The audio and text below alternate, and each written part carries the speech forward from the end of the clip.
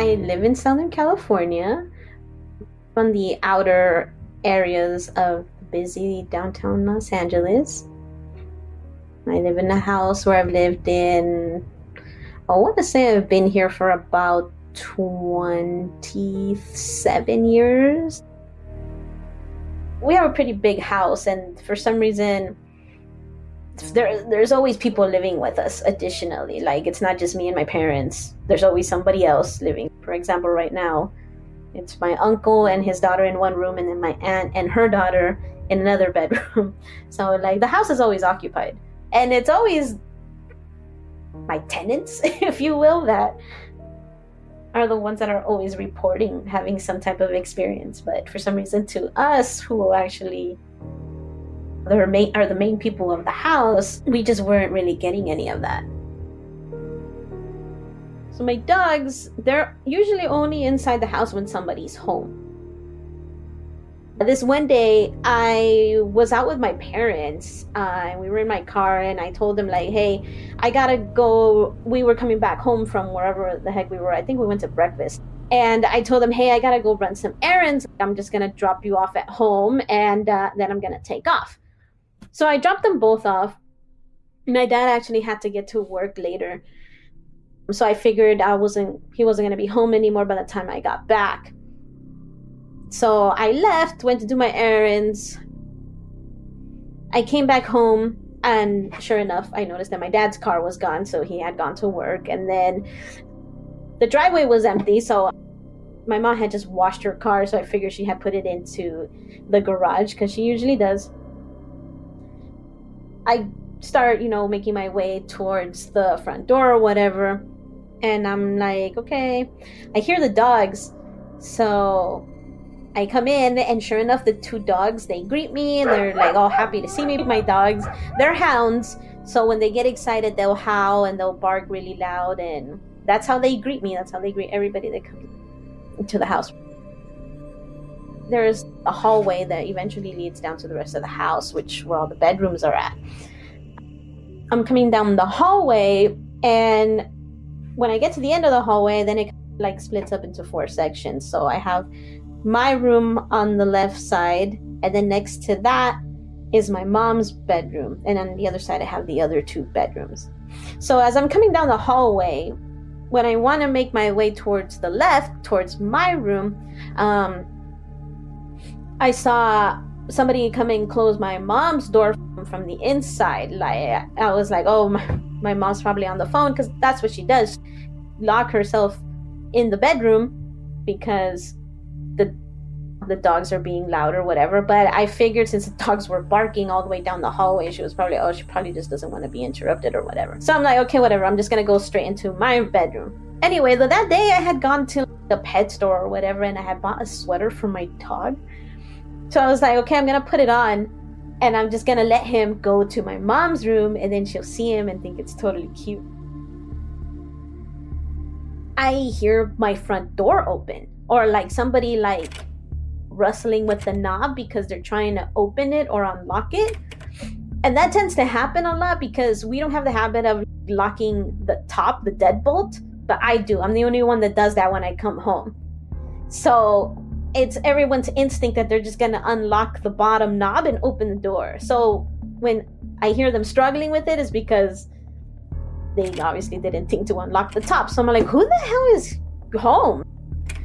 My dad's gone. My uncle, my aunt, all of them, they're not here. In fact, they're in El Salvador somewhere. They're not even in the country. So I'm like, what the heck? And I start making my way down the hallway to see who the heck is trying to open my door. Because I'm like, I'm home, my mom's home. Who the heck? So I go and I open the door, the front door. And to my surprise, it was my mom coming home from the market. I swear that everything in me just left my body. I was so shocked to see my mom standing at the front door, because this entire time I had no indication that she was not home. The dogs were inside the house.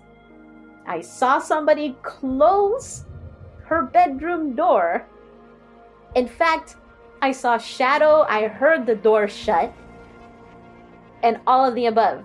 And as I'm standing there trying to process, my mom's, can you help me with groceries? And I'm like, what? I was like, did you just get home? And she's, yeah. And I was like, but the dogs are inside. And she's, I literally went to the market for 5 minutes. I didn't think they were going to make a mess, so I left them inside. So everything was just so, it was all very natural and very innocent. You know what I mean?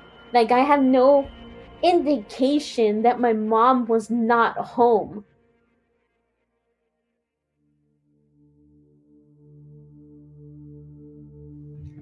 So there's no natural light really that comes into the hallway, because since it's a hallway, and since all the bedroom doors are like at the end, if all those doors are closed, which by the way, they were all closed, except for my mom's. They were all closed. That's the only light that comes into the hallway. And then we have windows, big windows inside of the bedrooms. So it's hard to describe it without actually having you see it. But okay, so if I'm in the hallway and I'm like adjacently or diagonally looking towards my mom's door, the light from her big window in her room, which she always keeps open, it shines in a lot of light. So if somebody comes up and closes the door, like, you see that silhouette, you see the shadow. And that's exactly what I saw. Like, I saw like the silhouette or the shadow of a person in the stature, so more or less like my mom, a small person, and just pushed the door, and I heard the door close.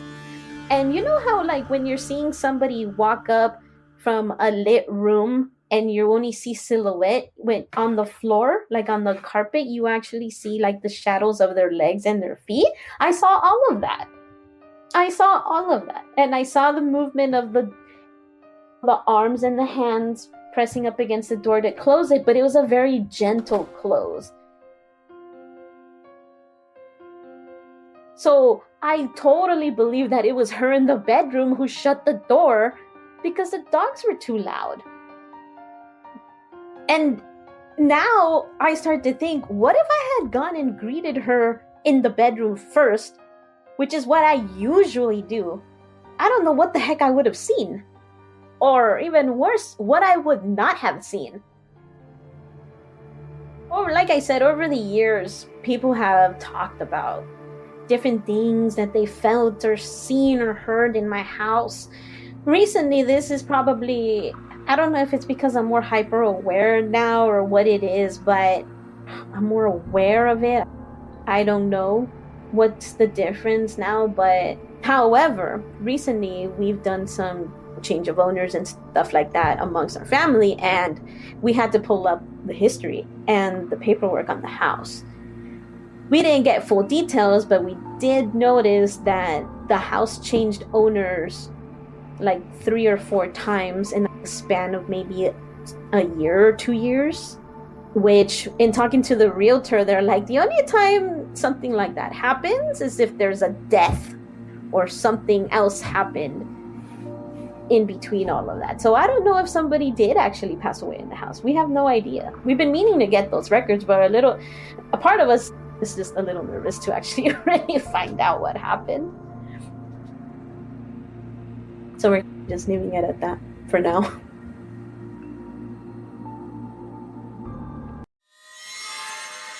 Hey, see you in the next story.